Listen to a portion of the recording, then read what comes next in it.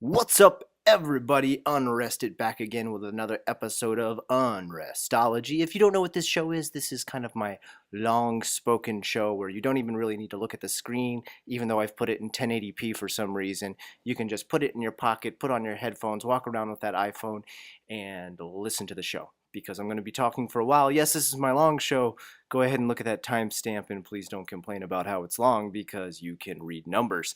Next, let's get on to what today's topic is, and it's one I've borrowed from another great J-vlogger known as Dave Trippin.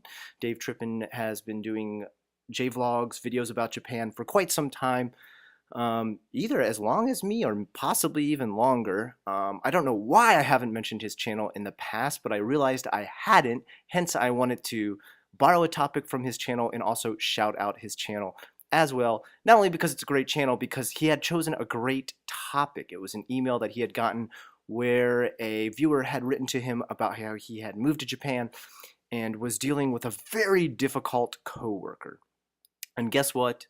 This is probably something you too will have to deal with in Japan. If you move here, maybe within English teaching, that's what I'm going to cover it as far as today, as far as how you would deal with a difficult co-teacher or partner teacher, assistant teacher, whatever the situation may be. There's some different steps that you may handle very differently in America. Mostly we can report to somebody higher up than us and they might or might not do something about it. Usually in Japan, if you report to someone higher up than you, it's pretty often that they won't do anything at all. Especially if you're working for a company that hires you as a third-party contract. Almost 100% of the time, they are not going to go ahead and contact the school or the teacher because they could possibly lose the contract then, and they're not going to risk that. You're there for only a short amount of time because they imagine you're probably going to go home, even though some of us don't go home. And they would rather invest in the school rather than you. Sad but true, a hard but harsh part of living in Japan and teaching here.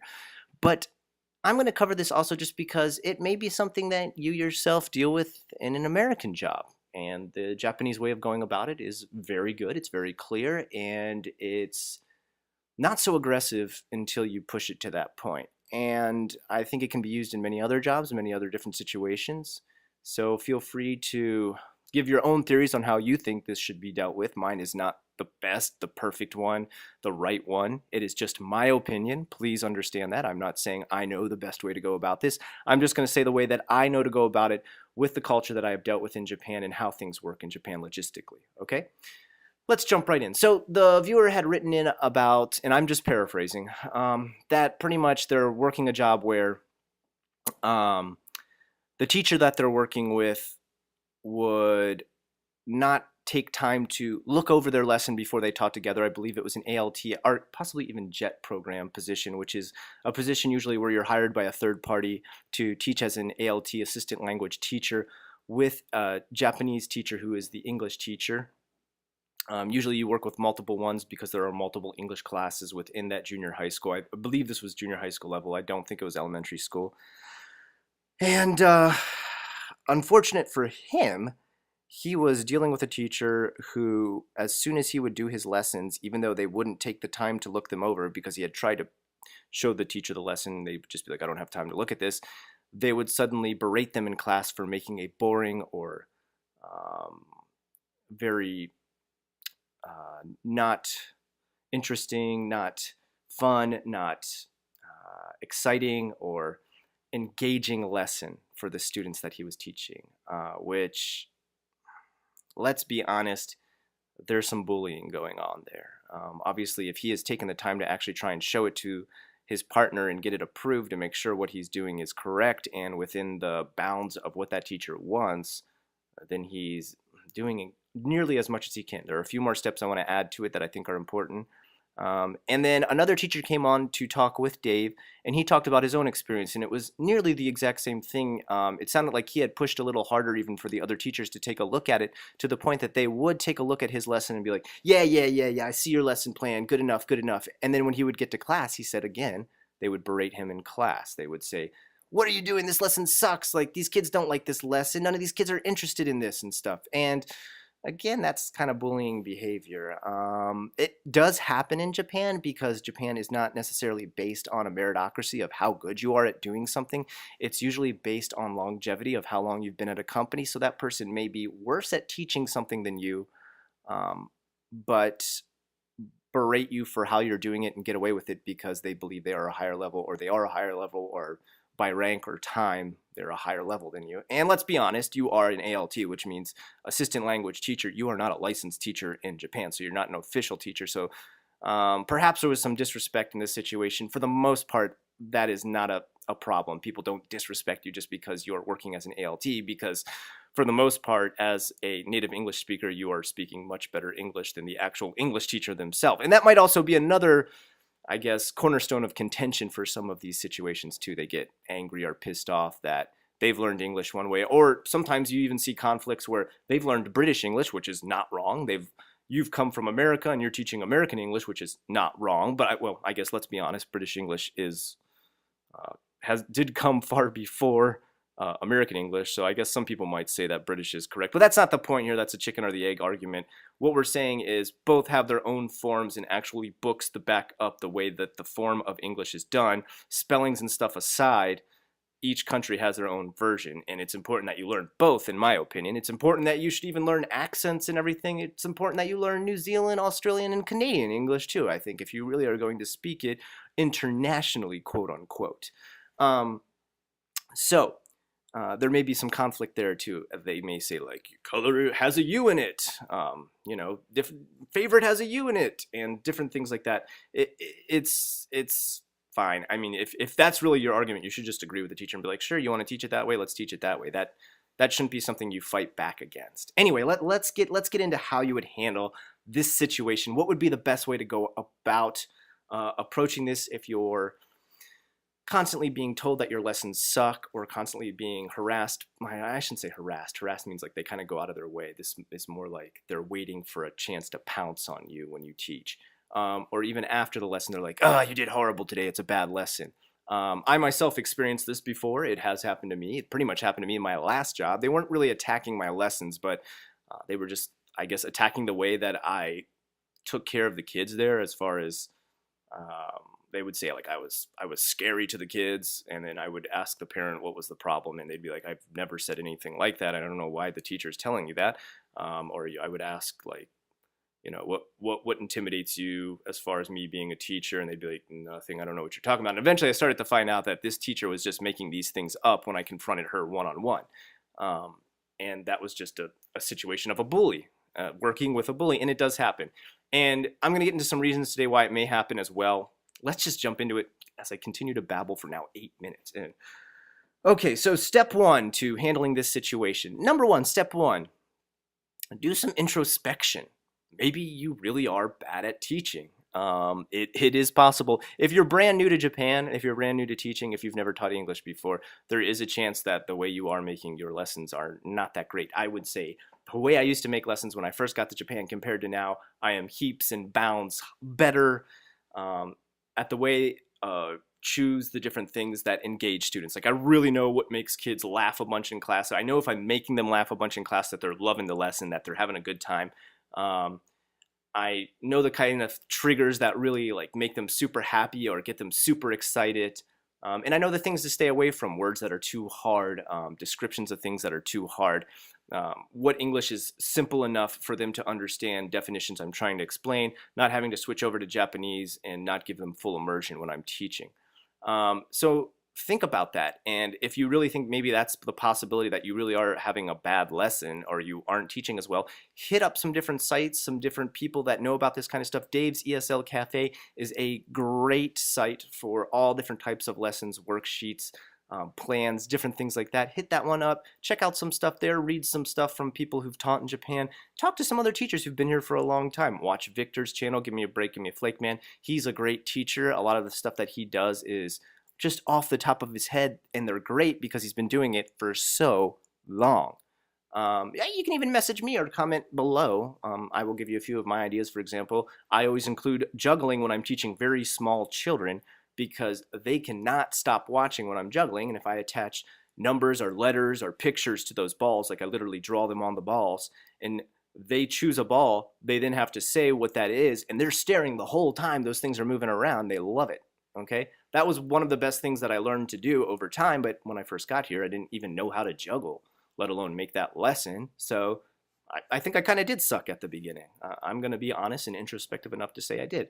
And that might be the situation. So indications that you may be a teacher that isn't fully pleasing your students or your partner or even the school that you're working at. Indications number one, parents complaining. If you're getting a lot of complaints from parents, that's a bad sign. And if you are, don't be afraid to engage them in a dialogue, even if it is in English.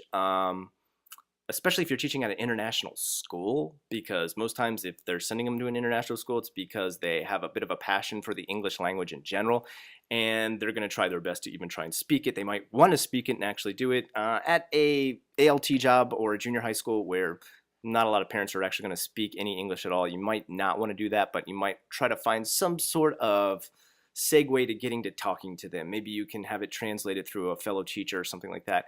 But you really don't have a lot of interaction with the parents when you work those jobs. So we might have to leave that one out for ALT teaching or JET teaching. 2, boss complaining. If you hear complaints from either the company that hired you or Kocho Sensei, who's the principal at the school, you may want to look into those different complaints that they're having. Is there something that you're doing that they don't like?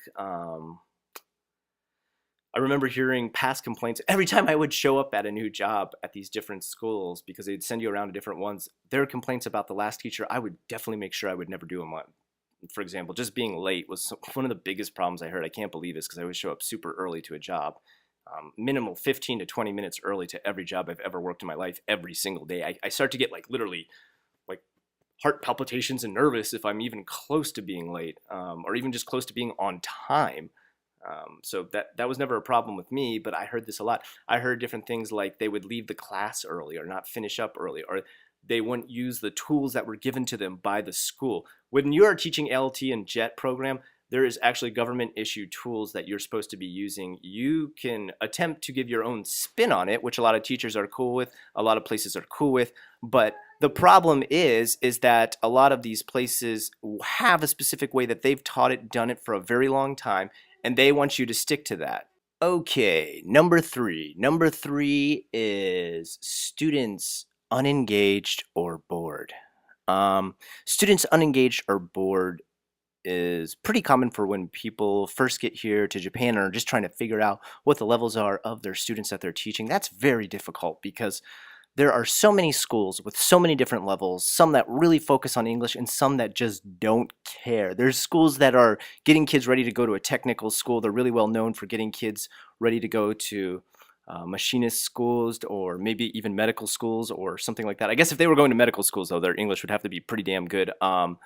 If they're going to machinist schools, not so much. Or maybe their focus is on math and they don't really care too much about literature. They don't care much about languages in general. So maybe even the teachers there don't even care about can they speak English, even to the point that the people that are the English teachers can't speak English. It is in the realm of possibility. So getting back on topic, making sure your kids are not bored, the best way to do that is try to check for that smile every time you teach something that the kids either laugh about, have a good time about, or have fun with. Keep hitting things like that.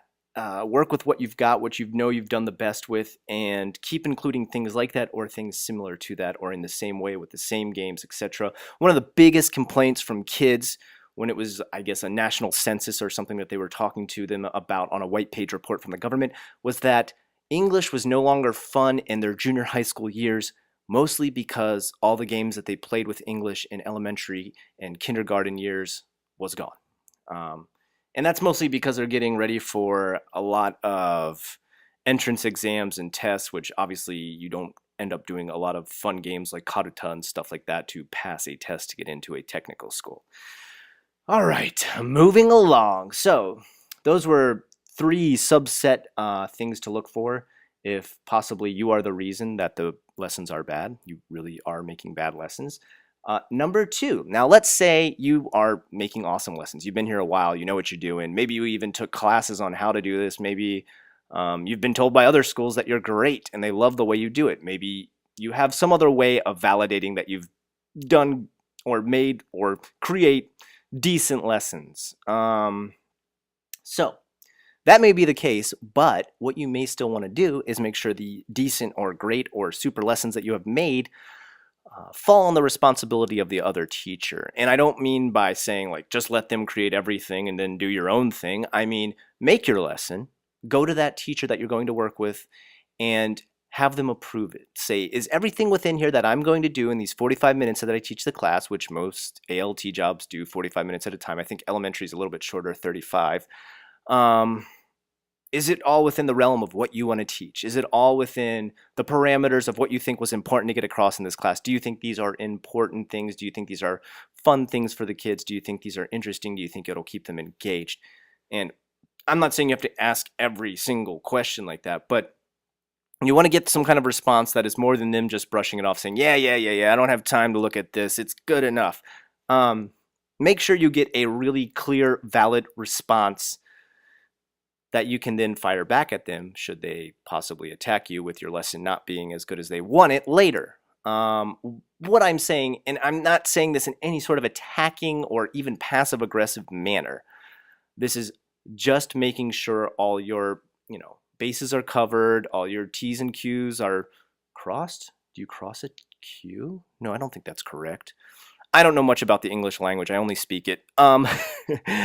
It's something you want to just do to kind of keep yourself safe. I have heard of many teachers in the past where they've just made their lessons and not gone to other teachers and get them approved. And even those that are not bullies and, don't try to give them a hard time are kind of turned off or upset with their lesson because they didn't run it past them, they didn't know it was coming, and they didn't cover the material that they wanted them to cover. That is your fault. That is not the Japanese teacher's fault. Get everything covered by them. Make sure you are covering the topics that they are on hand, that you are covering the part of the book that they want. Usually, I believe, to this day, it's still the same book in junior high school. It is called The Crown. Make sure you're covering that part of the book that they want you to cover. And if they don't want you to use the book, make sure you cover the vocabulary or whatever. Get it approved by them. That way later, if they do try to attack you with, why was this lesson so boring, or why wasn't it interesting, or I didn't like it, or I'd be like, sorry, that's why I got it approved by you first. What sort of these things that you approved did you not think I communicated properly? Maybe it may take some time between you and the other teacher kind of filing everything down into an exact way that they want it. And I have heard stories in the past where it started out like that for some people, and later they find out that there was no hard feelings, there was no bullying, that they literally just had to file it into a certain way that that teacher wanted. And after they communicated fully, that they got along perfectly with that teacher, that they made lessons that were great with that teacher, and that teacher possibly even taught them a lot about how to best communicate things to Japanese students, because sometimes it can be hard. You don't, like I said, you don't always know the level of every student in that classroom, and they may teach you some sort of tools to work around those ways that they can't communicate in English, where you're still using English, or you're using gestures, or you're using something other than just outright speaking Japanese, because if you're speaking Japanese, you're not really teaching English. I mean, unless you're having to give some kind of a literal translation. But for the most part, most of those jobs do not want you to speak Japanese to the students. They want you to engage them in English. The more English, the better. The more immersion, the better. Of course, it makes sense. Okay. Number 3. Now, you've confronted that teacher. You've asked for your stuff to be approved, and you either, number 1, filed it down to something that both of you approve of, and now you get along, or number 2, that teacher still complains. For instance, in the stories that Dave Trippin's friend told, he said he did try to go get it approved, and that the teacher would not give them the time of day. He would brush everything off, and it may have been a situation where he couldn't have even stopped the guy and be like, look, wait, just stay here for a while and check everything out, man. Don't just run off and say, yeah, it's good. I have a feeling he was stuck in a situation where the guy was just literally like, whatever, I don't want to look at this. I don't care. You have 2 choices at that point. You grin and bear it, all right? Or you take it to the next level, okay? So step 3, grin and bear it, okay? If you can deal with it, if you can deal with a grumpy teacher, because sometimes that's all it is. It's just a grumpy teacher. Some of those people are working 12 hours a day. I knew teachers that would say, like, yeah, last night I went home at 2 a.m. from the school. I'm like, what the hell are you doing at 2 a.m.? Oh, two kids got in a fight and we had to bring their parents in and talk to them, and we were talking to them until 2 a.m. What in the hell? I mean, I don't think it's very efficient. I'm not going to tell Japan how to run their schools or how long to keep their employees at work. But a lot of these people get worked too long and too hard. And the fact that most of them stay until Kocho sensei leaves, which is the principal, means they end up staying a long time because the principal will stay like till 7 or 8 or 9 or 10 or even later. So take that into account. When the teacher's really grumpy, just cut them some slack. Be like, all right, fair enough. Like, if you're just grumpy, but it's not going to make me lose my job or get me fired, then who cares? Number 4, confront the bully. All right, so this is your final thing that you can do. This is kind of, I guess, if you have no other choice. I would say use this as a last resort. Don't jump right into it. If you skip step 1 and 2 and jump right to this, prepare to make a lot of people uncomfortable in Japan, because even this would be considered aggressively overdone, the things I'm going to describe here. So just realize this should be a last resort. And it's something I have done before and it has actually fixed the problem. So that's the only way that I know it has worked, and it will work for you and could possibly fix things. It might not, though. And you may have to go to step 5, which we'll talk about after. And that is confront. So confronting the teacher.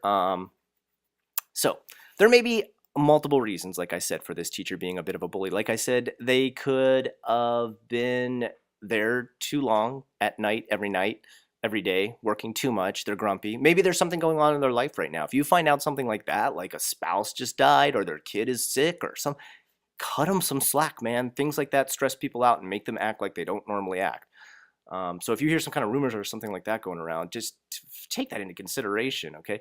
But if you just find out, like every other teacher, and I've had this happen before, be like, man, I cannot make this one teacher happy. And they're like, oh yeah, blah, blah, blah, teacher. Yeah.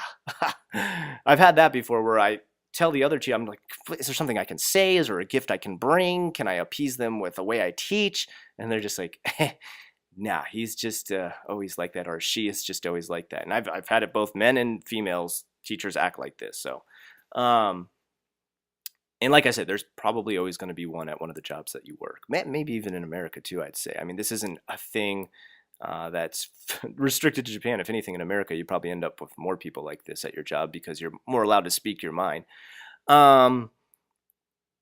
So confront them.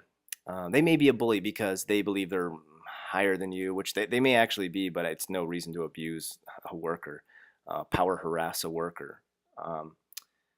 And they may have never, ever been confronted before. And I think that's the thing you should really take into consideration. A lot of these people who are bullies at schools, at jobs, at work, anything that you do in Japan, confrontation is a rare thing for them. And they've noticed they've gotten ahead by being a bully. These people need to be shut down. If you have the gall and you have the how-to in doing that. And I mean, this is a pretty good chance for you to be able to do this, because usually you can speak English and really express your true emotions of how you're being made to feel by these people.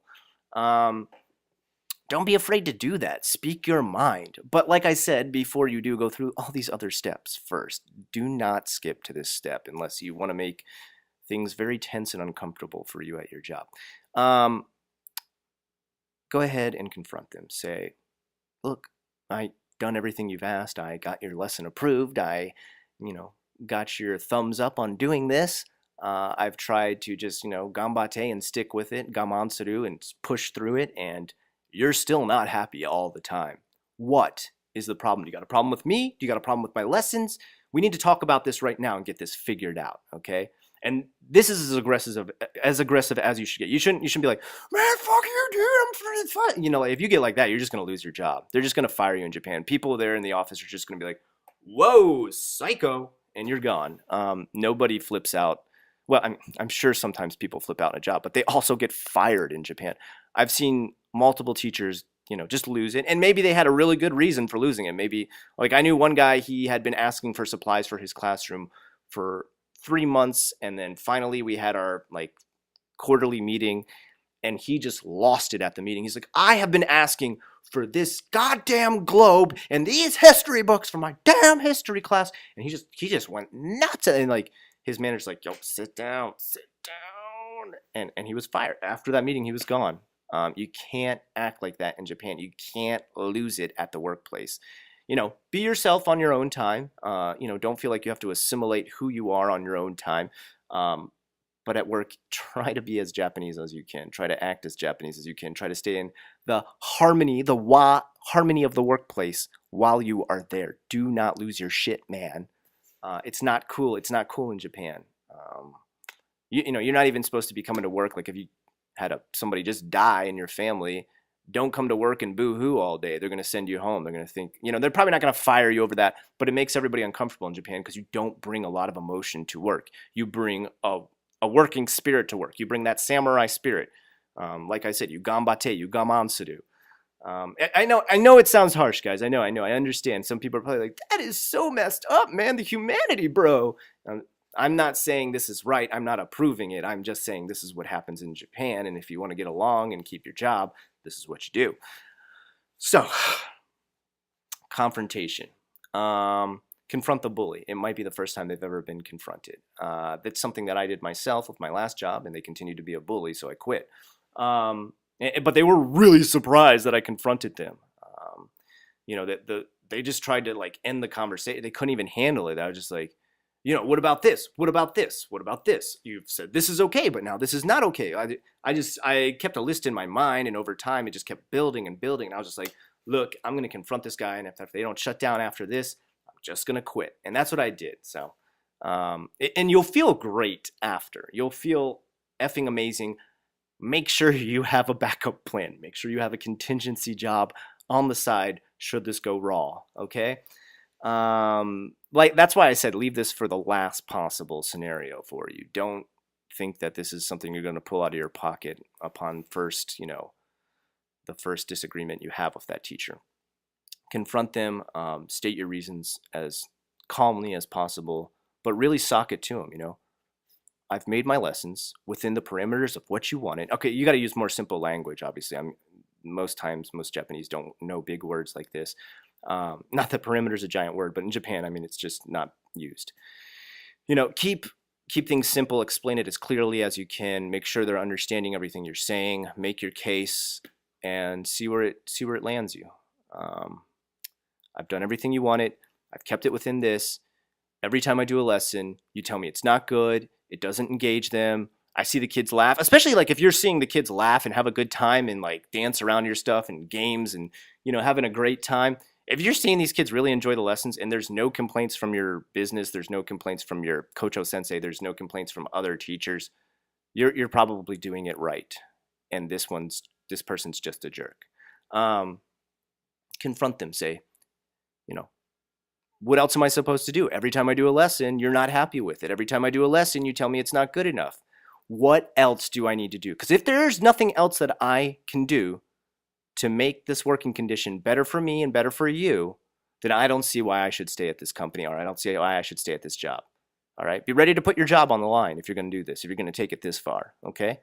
Be ready, because it may happen. But don't fear doing that. Don't, bow down and be a sheep the entire time in your job and get power harassed until you finally, quit, or maybe you get fired because that person is a jerk.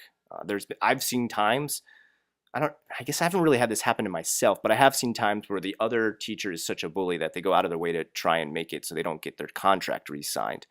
It's BS. It sucks. It's horrible, but you should already try to get out of the company before that even happens. Actually, you know what? I didn't have this happen with another teacher. I had that kind of happen with another manager. School I worked at called Kansai International School. I'll say it right here because I hate it. I think it's also known as Sakuda International or KIS and stuff like that. My manager, her name was Hiroko. Yes, I remember you, Hiroko. She was a total bitch, and she did not like me. She had a personal vendetta against me, and she would just go out of her way to find anything like, you left your water bottle in the classroom. Your classroom's so dirty because of this water bottle or something like that. It just, she would really go out of her way to find something. You charge your cell phone too much. And it's just like, yeah, sorry, my cell phone only stays, charged for a little bit. Sorry, I drink water I'm talking all day, my mouth gets dry. Because I'm a teacher.